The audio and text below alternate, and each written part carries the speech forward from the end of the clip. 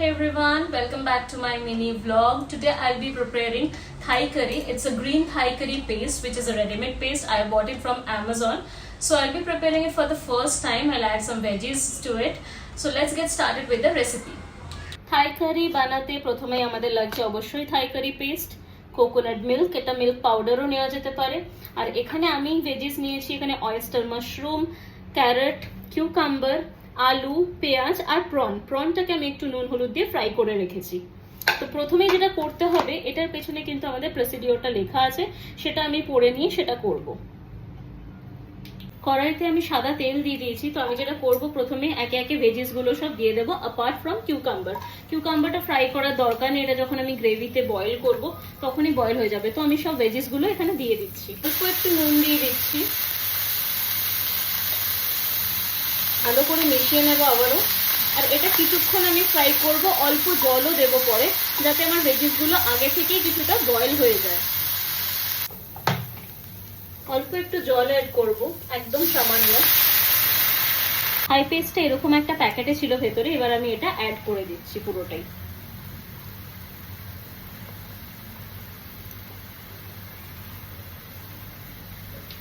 এই সময় আমি কিউকাম্বারটাও অ্যাড করে দিচ্ছি। প্রনসটা কিন্তু আমি লাস্টে অ্যাড করব, যেহেতু এখন দিয়ে দিলে প্রনসটা একটু স্টিফ হয়ে যেতে পারে।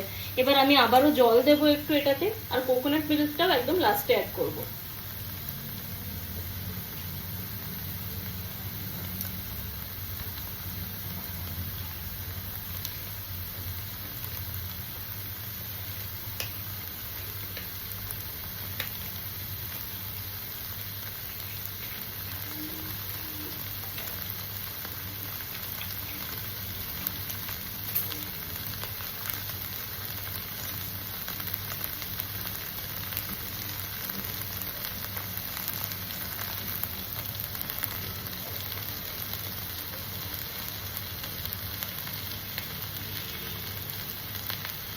এবার আমি এটাতে জল অ্যাড করে দিচ্ছি, যাতে ভেজিস গুলো একটু বয়েল হয়ে যায়। আর লো ফ্লেমে এটাকে বয়েল হতে দেব। আমি কিন্তু এবার লিডটা সরিয়ে দেখে নিলাম যে আমার ভেজিস গুলো কিন্তু বয়েল হয়ে গেছে। এই সময় আমি অ্যাড করব কোকোনাট মিল্ক। তো আমি এখানে ডাবরের হোমমেড কোকোনাট মিল্কটা ইউজ করছি, আপনারা যে কোনো কোকোনাট মিল্ক দিতে পারেন। আমি এখানে কোকোনাট মিল্কটা দিয়ে দিলাম। এরপর ভালো করে কিন্তু স্টার করে দিতে হবে, ভালো করে মিশিয়ে নেব হালকা হাতে। জল এই সময় চাইলে আপনারা দিতে পারেন, যেরকম গ্রেভির রিকোয়ারমেন্ট থাকবে সেই অনুযায়ী কিন্তু জলটাও অ্যাড করতে হবে। কোকোনাট মিল্ক দিয়েও আমি 1 থেকে 2 মিনিট মতন এটা ফুটিয়ে নেব। আমি লাস্টে প্রনটা অ্যাড করব, তাহলে কি হবে, প্রনটা কিন্তু একদম সফট থাকবে, খুব একটা স্টিফ হয়ে যাবে না। এই সময় আপনারা নুনটা একটু চেক করে নেবেন, লাগলে আর একটু দেবেন, আর জল লাগলে একটু গ্রেভির রিকোয়ারমেন্ট অনুযায়ী দিয়ে দেবেন। এবার আমি প্রনস গুলো অ্যাড করে দিচ্ছি।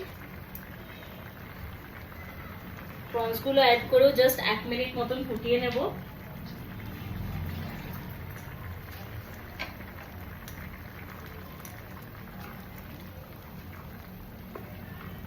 দেওয়ার পর 1 মিনিট মতন ফুটিয়ে নিয়েছি। এবার কিন্তু আমার থাই কারি, গ্রিন থাই কারি একদম রেডি। তো এখানে আপনারা চাইলে পরে একটু কাফের লাইম পাতা অ্যাড করতে পারেন, যেটা গন্ধরাজ লেবুর ফ্লেভার দেয়।